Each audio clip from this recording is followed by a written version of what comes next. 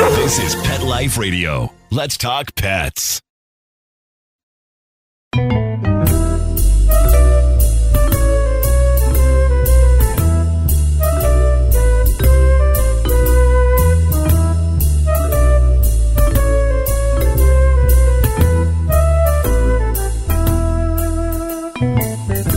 Hello, cat lovers. This is Michelle Fern, your host on Cattitude. Today's show is going to be all about TNR. We're going to talk to a very special woman that does TNR in her community, has written about TNR, and has some great information to educate everyone about TNR. What is TNR? Trap, neuter, release. And this show, if I sound a little bit less perky than normal, it's because I am so sad. It's kind of appropriate that we talk about TNR, but I lost my first TNR cat, which is Sammy, just 2 days before this show. So we're recording on 3 days before the show. We're recording on 12/15 and 22, and she passed on 12/12/22. Sammy was a TNR cat that came by my home when I first bought it. So we think she was about a year old, and that was in May of 2016. She had 2 litters. I had her hire a cat trapper. There's a couple of, if you go back and look at the Cattitude shows, there's a couple of shows I did talking mostly about her, how I trapped her. So anyway, this show is dedicated in memory of Sammy and all the other TNRs that we're not able to save, and the ones we are able to save. So we'll be back right after this message. Take a bite out of your competition. Advertise your business with an ad in Pet Life Radio podcasts and radio shows. There is no other pet-related media that is as large and reaches more pet parents and pet lovers than Pet Life Radio. With over 7 million monthly listeners, Pet Life Radio podcasts are available on all major podcast platforms, and our live radio stream goes out to over 250 million subscribers on iHeartRadio, Odyssey, TuneIn, Stitcher, and other streaming apps. For more information on how you can advertise on the #1 pet podcast and radio network, visit PetLifeRadio.com/advertise today. Let's Talk Pets on PetLifeRadio.com.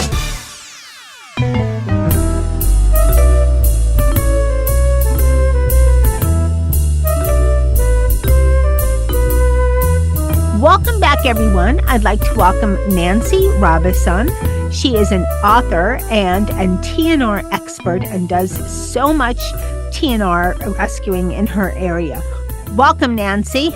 Thank you for having me on the show. I'm very grateful to be here, and I love the idea of being able to get out the word about how important TNR is.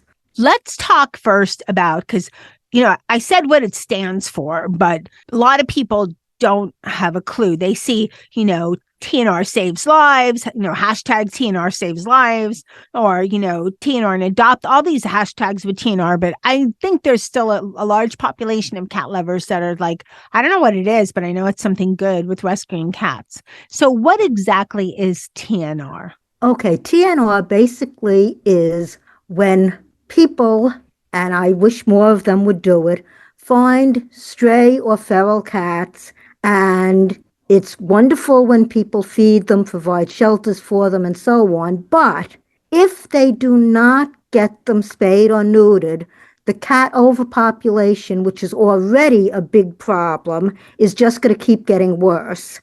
So what needs to happen to prevent and kind of remedy the overpopulation is for people to trap these cats, have them spayed or neutered, and then if they are friendly and can be put up for adoption, that's wonderful. But if not, then return them to where they were originally found so that they're still in familiar space. That's a great explanation. It's just so important because cats can have a litter every 10 to 12 weeks, and a litter can have 4 or more kittens in it.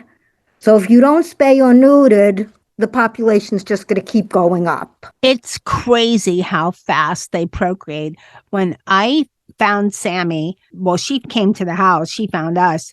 I thought, we were feeding her. I didn't, I figured, okay, she's just getting a little chubby. But no, she was pregnant. And before I could catch her myself, I tried traps, everything. Sammy was one of these like little slim kitties. I thought she was a kitten because she's very slim, or was very slim. And before I could catch her, she had another one. So I actually looked in my community and found a cat trapper. And so she was not the kind of, when you say if they could be comfortable indoors, you adopt, but she was not good indoors. That was just not for her. So she had an enclosed area that she can go to when it was, lousy weather. She had a special heating pad for cats, and my spouse got this. We live in South Florida. The coldest it gets is maybe 60, but cats like it warm. So she had a heating pad. She had a little water fountain, her and her baby daddy, Jethro, who's now missing her a lot. So she had it made, but we couldn't bring her in because she just was not good. When I had to keep her after the cat trapper, when she brought her back after she was fixed, she said, you have to keep her indoors. So I have, a catio, screened in patio, and she was jumping up on the screens. And finally she realized she couldn't escape, but it just wasn't for her. As soon as she could go, I let her out there, but she always was with us, always around, but just not indoors because it wasn't for her. But yes, you do really have to do the right thing. They have litters so quickly. It's crazy. I know mostly it's April through October, I believe, is kitten season, but if you add it up, she was small, so she had 3 every litter, and she actually came with one. So I know that there might have been more in that litter, but they might not have made it. So Right. It's crazy. And, feeding is nice, but it's always good when you could do a little more. What have you done in your community that people listening to what you've accomplished in your community might be able to either do in their own or maybe assist with a TNR group in their community? Well, there's a couple of things. First of all, I want to let people know that the Hempstead Animal Shelter does free spaying and neutering for feral cats. They have specific hours that you have to bring the cats, but you can bring them and they will do the spay and neuter for free, which is a big help to a lot of people because spaying and neutering can get very expensive if you're talking about a lot of cats. Where are you located? I'm in Elmont, but the place in New York, Elmont, Okay. New York, which is on Long Island.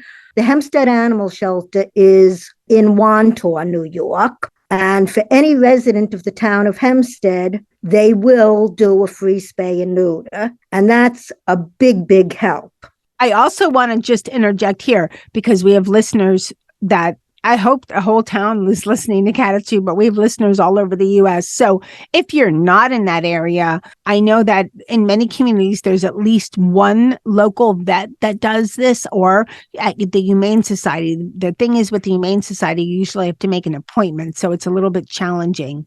Yes. They do it for a low cost too. Yes, I was going to mention the ASPCA in New York City also has free spay and neuter, but you have to make an appointment.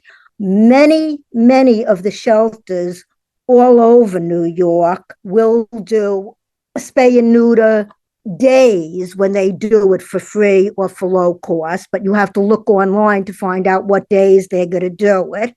Also, as you said, a lot of vets will do it, but you have to call the individual vets.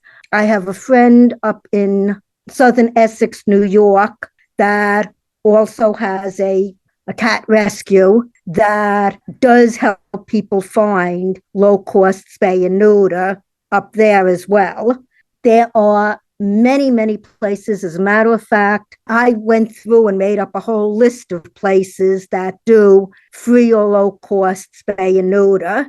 I had the same experience as you did with trying to trap the cats on my own and not having very good luck. Some of them I was able to catch on my own. Others I had to get help with. And the first time I had to do that, I, like you, hired a trapper. Since then, I have found some people here on Long Island that will help with trapping and don't charge a fee. I just want to point out the person that helped me with trapping, also that cost covered getting Sammy fixed as well. So Yes. I caught a raccoon twice and I caught the baby daddy. No, the baby daddy I caught once and then a raccoon once. And it was impossible. So I just want to let everyone know, if you are really just having a challenge, you can look and see if there's either a community, and I was using the app Nextdoor, which has Yes. different neighborhoods, and that's how I found my cat trapper. And okay, we're going back 6 years, so it might have gone up since then, but the fee was really reasonable. It was $50. I was spending more on that, on tarps and stuff for the kittens. And not that I minded doing that, but kittens, once they're 3 weeks old, they're already climbing and walking and everything. So Yes. it's really hard, even with a fence enclosure, it's really hard to keep them contained. Absolutely. Yeah. Most of the people that do the trapping have a special arrangement with the local humane society where they can bring the cats in at any time. They don't have the same situation as, us people that are just bringing in one or something. So that's where that helped me a lot, because I couldn't trap her the day before and then bring her, like every Wednesday or whatever day it was. Right. Should also mention, and people can check this out in their own community, but PetSmart, Pet Supplies Plus, and I'm trying to remember the other one.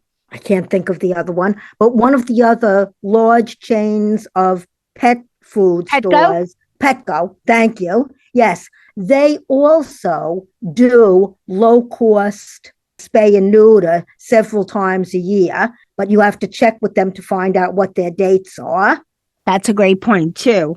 Before we get into talking more about TNR, overall, what are some of the positives that you've seen in the community since you've been doing TNR in your area? And what are some of the challenges that you still come across? Challenges are people who don't want to do it. Challenges are people who, for whatever reason, think of stray or feral cats as wildlife and, just leave them be on their own. They don't want to trap them. They don't want to provide shelter. They don't want to feed them. They don't want to have them spayed or neutered. One of the other challenges that I've come across, even with pets, house cats, is people who, for whatever reason, think that it's not good for an animal to be spayed or neutered. And the truth of the matter is, it is so much healthier for them to be spayed or neutered. Even if they never get pregnant, having the spay or neuter done is healthier for them. One of the things that I've found that I'm very happy about is that at this point, the animal shelters will not adopt out an animal without getting it spayed or neutered, without it being spayed or neutered before they adopt it out, right, which I think is a great thing, because otherwise they could allow somebody to adopt and then that person doesn't get the cat spayed. And even if the cat's a house cat and it just happens to get out, you can wind up with a litter. One of the other things is how many people don't realize that a cat can get pregnant when it's 6 months old. I've seen and talked to so many people who say, well, it's only a kitten. I'm going to wait till it's a year old before I get it fixed. You know what? By the time it's a year old, it could have had 2 litters already. So I would say that those are the things that are real challenges. As far as positives, I would say the fact that the shelters are pushing it, the fact that at this point, there are a lot of organizations that are willing to help and can help. As I said, even the large chain stores. One of the other things that I've found, not so much in my area, but in some of the other areas where I know people, is the idea that some areas don't have the resources. Upstate New York has very few places to take an animal for spay or neuter. There are some places in Florida that have very few places to take an animal for spay or neuter, for low cost spay or neuter.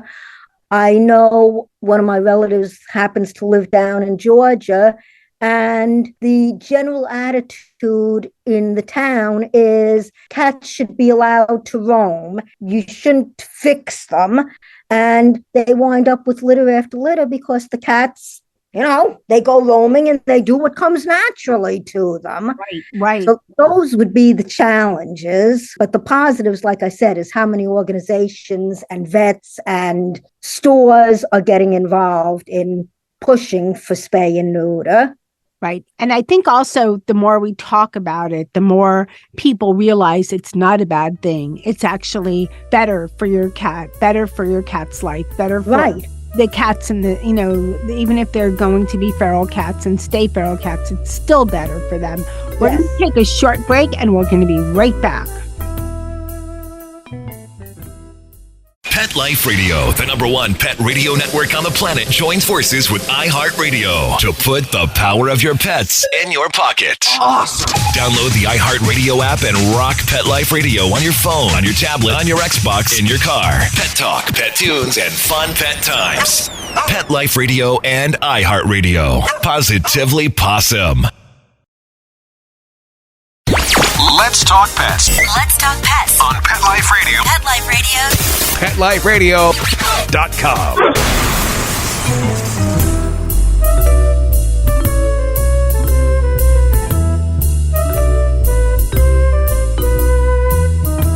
Welcome back, everyone. We're talking about TNR, something near and dear to my heart, with Nancy Robison. She is an author and a TNR expert. She's done so much with TNR. Nancy, one of the things I think is challenging for people is that they can't always find where to turn in their community. And we were talking a little bit about that before the break.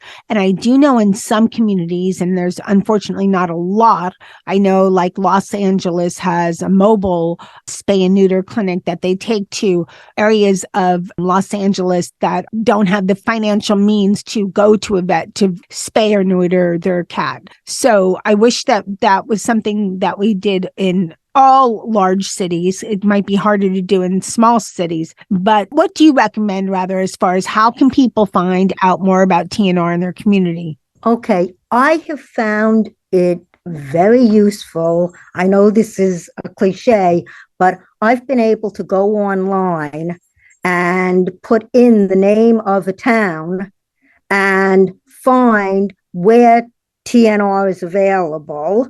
I would suggest doing that. I also have found that if you go to a local vet and ask them whether or not they do it, that's the first thing. But even if they themselves do not do it, a lot of times they can tell you places that will do it. If you have a town shelter, that's a good resource. If you have an ASPCA, that's a good resource.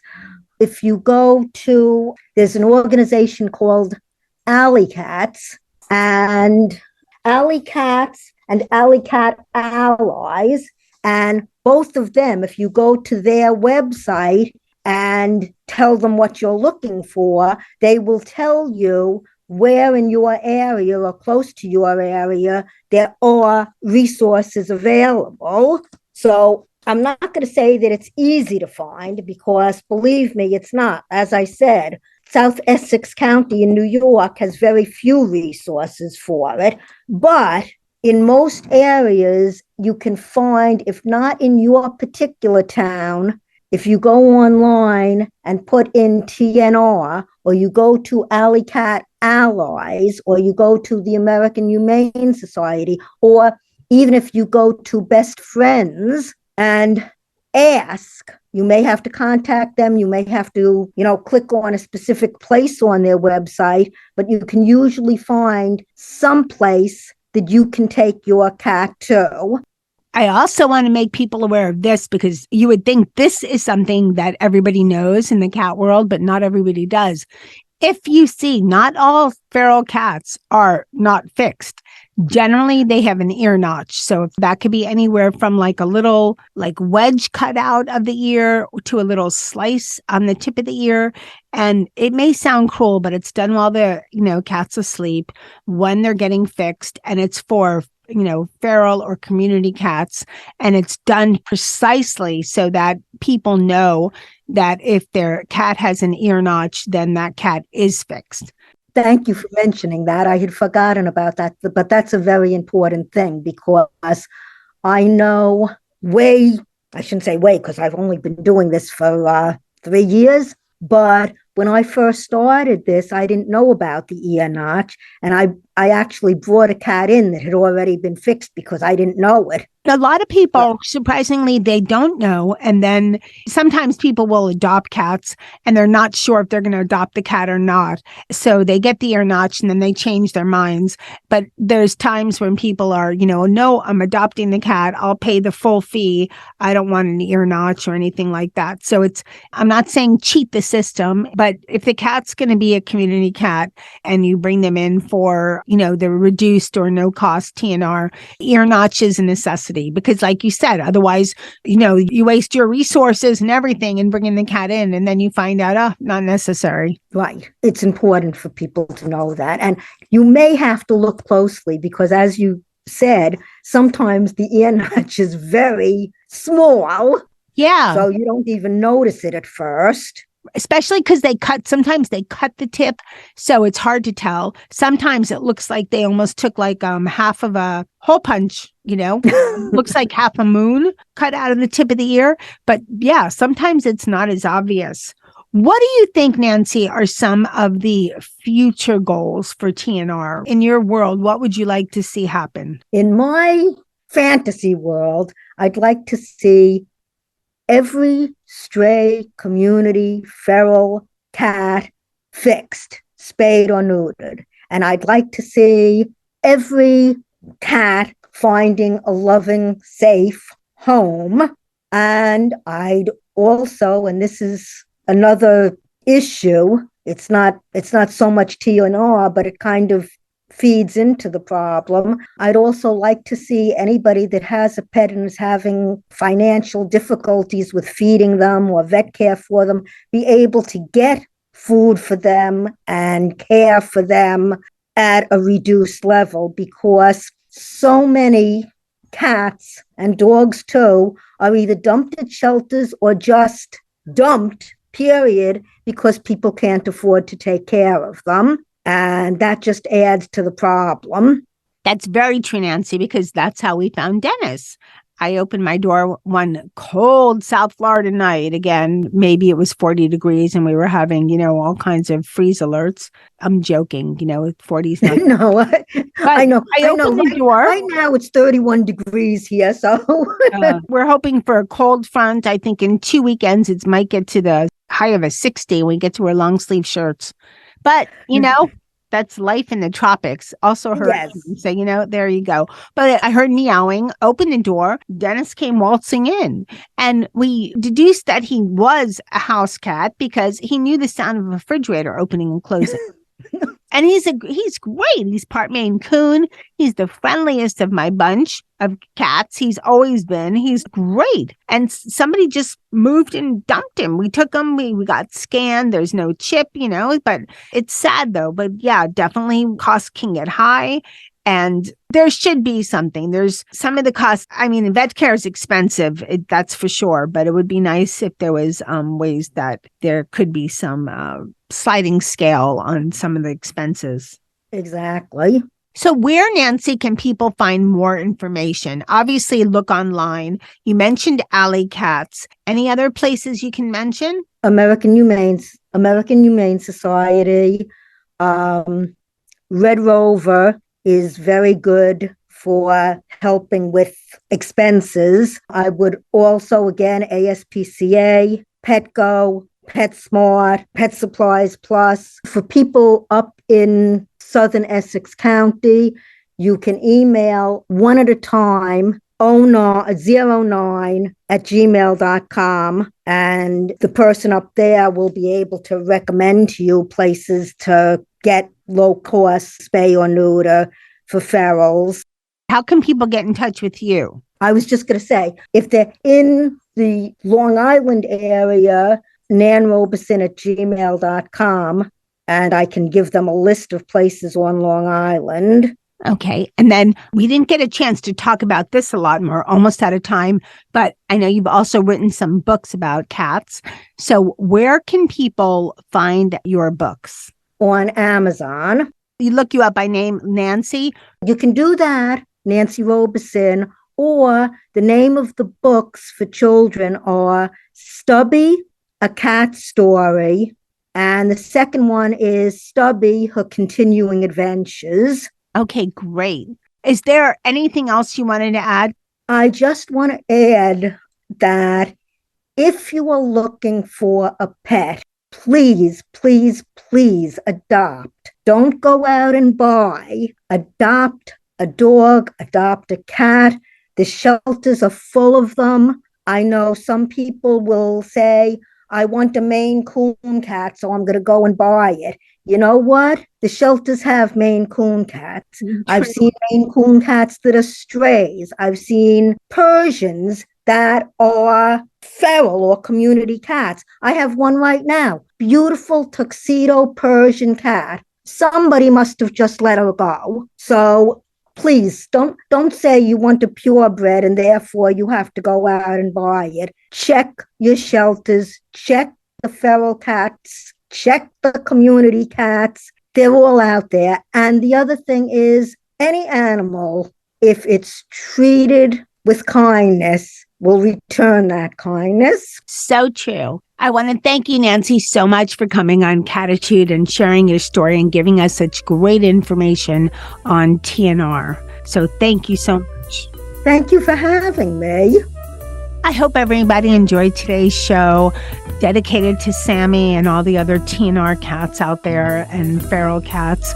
I want to thank Jethro, the poor baby daddy, who we're going to work on making him an inside cat, hopefully. Fingers crossed. And thanks to my rest of my cat crew, Charlotte, Dennis, and Molly. Thanks to Mr. Nicky for teaching me about cats and thus teaching me patience.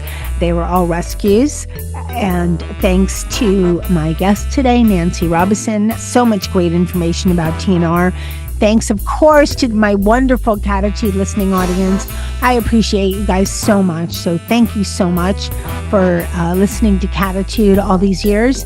And of course, thank you to my producer, Mark Winter, for making me and my guests sound amazing. So remember, lose the attitude. Have Cattitude.